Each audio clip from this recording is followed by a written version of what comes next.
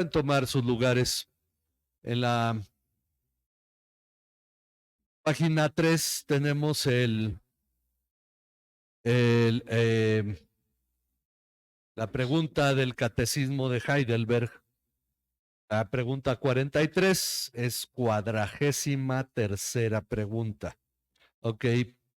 ¿Qué provecho recibimos además del sacrificio y muerte de Cristo en la cruz? Es decir, que ya que hemos hablado de que Él ha pagado por nuestro pecado en la cruz, ¿qué provecho recibimos además de este sacrificio y muerte en la cruz? La respuesta es, por su poder, nuestro viejo hombre está crucificado, muerto y sepultado juntamente con Él, para que en adelante no reine más en nosotros las perversas concupiscencias y deseos de la carne, sino que nos ofrezcamos a Él en sacrificio agradable.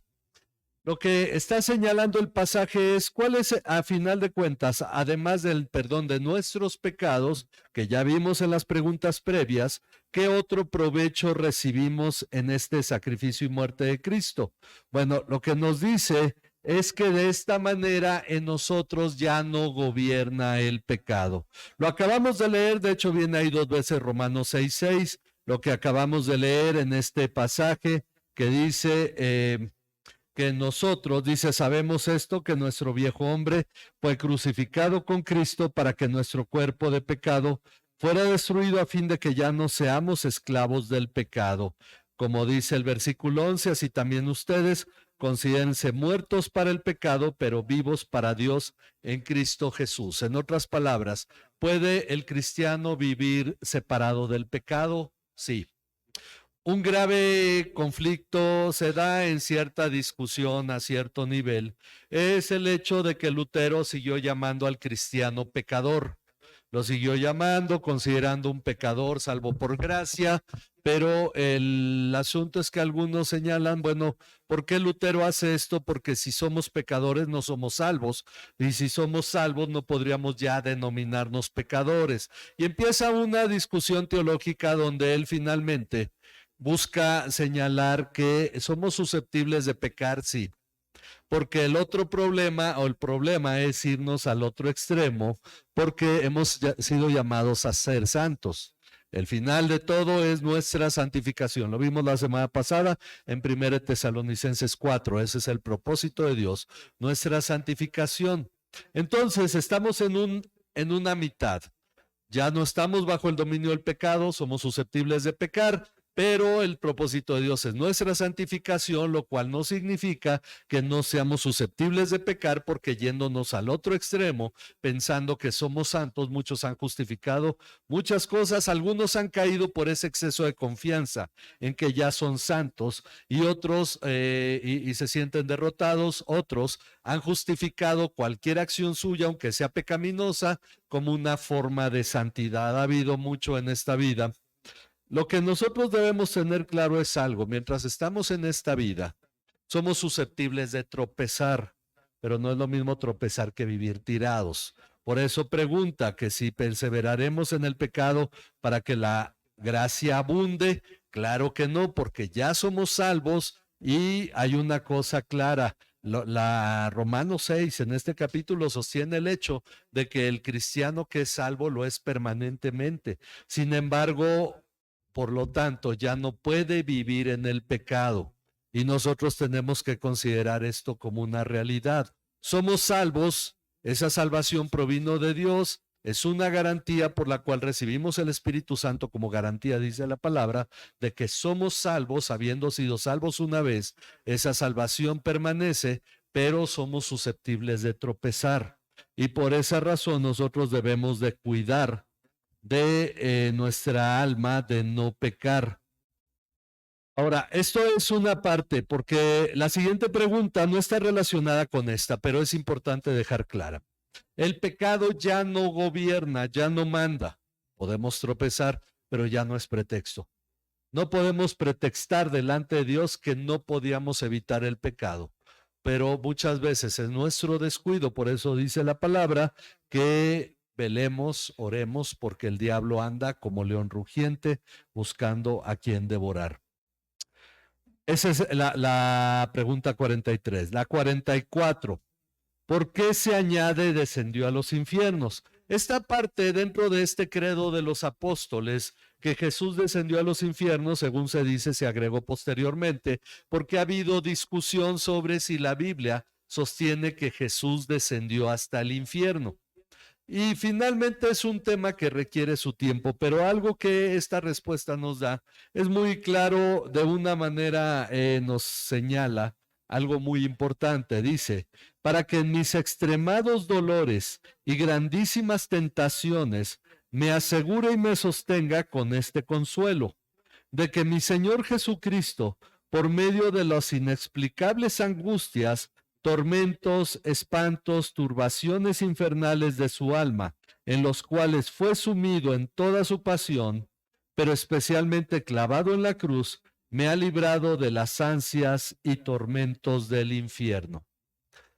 Aunque la respuesta no está aseverando que Jesús descendió al infierno, sí está aseverando su dolor, como el Salmo 18, el 4 al 5 y 116, 3 dicen prácticamente lo mismo: no dejarás mi alma en el Seol. Mateo 26, 38, Jesús le dice a los discípulos, mi alma está angustiada hasta la muerte. Bueno, 27, 46 lo dice. En Hebreos 5, 7 dice que él clamó en medio de dolores y tormentos aquel que le podía librar de la muerte. Isaías 53, todo Isaías 53 habla del sufrimiento de Cristo, quien fue llevado al matadero, quien sufrió por nuestra causa, quien llevó en sí mismo el pecado de los pecadores, quien fue angustiado, herido por nuestras rebeliones, lastimado y herido por nuestras rebeliones. Todo esto nos habla del sufrimiento de Cristo. Pero el nosotros poder entender que este sufrimiento que él llevó, porque no solo fue a morir en la cruz, a veces como cristianos tenemos un cuadro muy simple. No, tenemos que tener algo muy claro. Jesús, cuando fue a la cruz, iba cargado de acusaciones delante del Padre, por eso sus palabras fueron, Dios mío,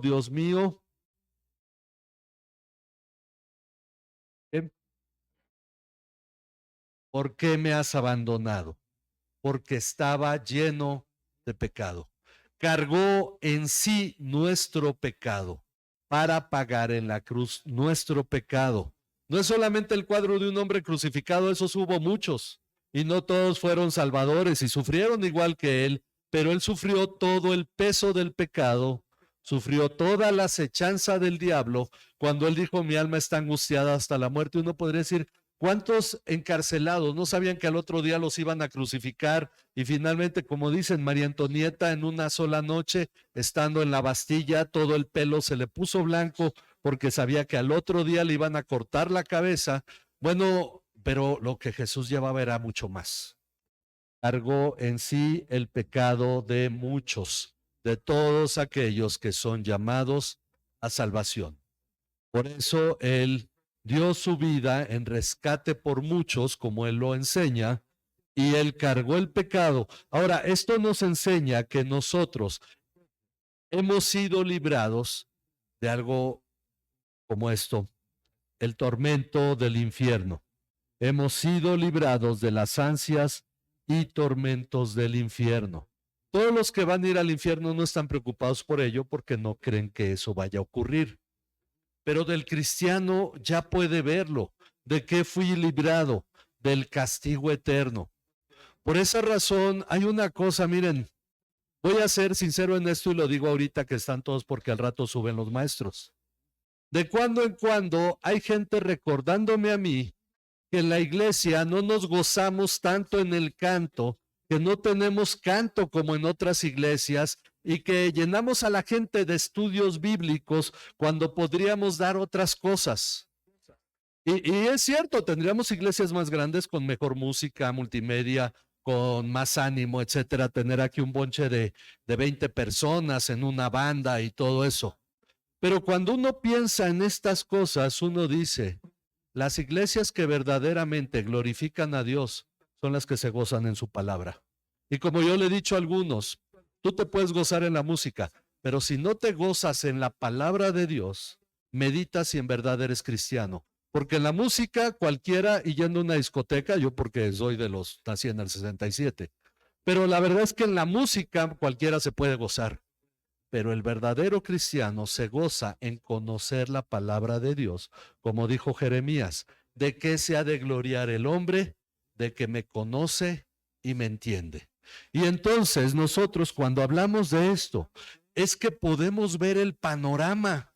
No fuimos llamados a llevar una vida cristiana superficial, sino que fuimos llamados a profundizar en la palabra que nos da esta muestra de todo aquello de lo que Dios te salvó. Y miren, así la iglesia se vaciara y se quedaran 2, 3 personas, yo tengo que seguir haciendo esto y tengo que seguir dando estudios bíblicos, porque para entretener, como dice Spurgeon y como dice MacArthur y muchos otros, eso es para entretener a las cabras, pero no para pastorear a las ovejas. Así es que por esa razón, eso es lo que tenemos que hacer. Y creo que aquí tanto Ursinio como Leviano pusieron de una manera muy clara, sea que Jesús descendió hasta el mero infierno o no, y que solo haya permanecido en la tumba, finalmente el asunto es que con su sacrificio y lo que él experimentó, nos libró de las ansias y del tormento del infierno. Porque hay una cosa, la mayoría de los cristianos hoy en día no cree que el infierno o que el lago de fuego y azufre sea una realidad, pero allá van las personas que no han creído en Cristo por la eternidad. Y nosotros al meditar en esto decimos, ¿de qué castigo eterno y tan grande nos ha salvado Dios? Por lo tanto, no deberíamos menospreciar lo que implica su palabra ni lo que Él es. No deberíamos menospreciar a Dios una vez que vemos de qué situación tan grave hemos sido salvados.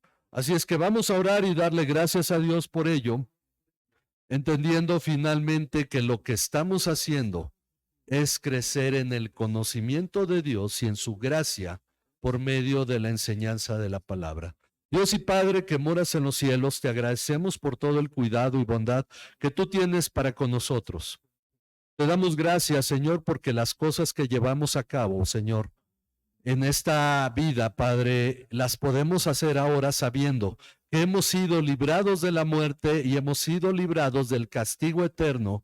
Padre, que Jesucristo ha dado su vida para que nosotros tuviéramos en él, Señor, esta entrada a la eternidad, Señor, a la vida eterna, Padre.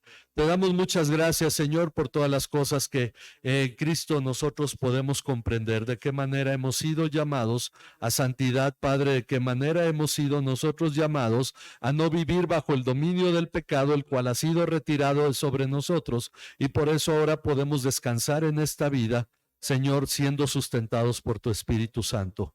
A ti sea toda honra, toda gloria, imperio y majestad en Cristo Jesús, nuestro Señor y Salvador.